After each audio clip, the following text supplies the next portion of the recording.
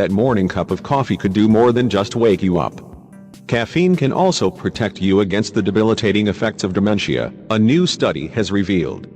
Scientists say the drug boosts the power of an enzyme in the brain that protects neurons and fights misfolded proteins. Currently, 47.5 million people worldwide are living with dementia, and that number is set to increase to 115.4 million by 2050 due to the aging population.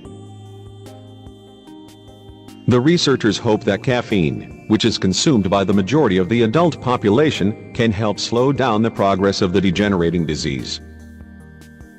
Previously, the researchers had found that the enzyme, called NMNAT2, plays two roles in the brain. The first is a protective function to guard neurons from stress, and the second is a chaperone function to combat misfolded proteins called tau, which accumulate in the brain as plaques due to aging. Plaque buildup in the brain is a known precursor to serious neurodegenerative diseases. Misfolded proteins have also been linked to disorders such as Alzheimer's, Parkinson's, and Huntington's diseases, as well as amyotrophic lateral sclerosis, more commonly known as ALS or Lou Gehrig's disease.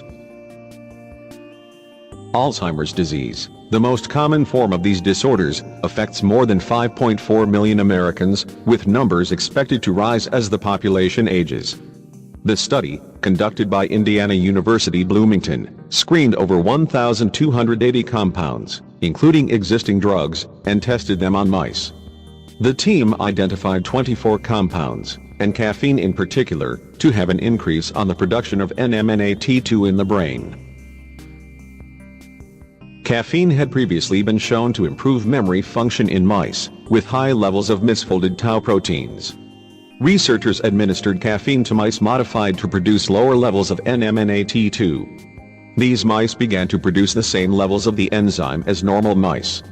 Another compound found to strongly boost NMNAT2 production in the brain was rolopram, an orphan drug, a pharmaceutical that remains commercially undeveloped. Rolopram, as an antidepressant, was discontinued in the mid-1990s.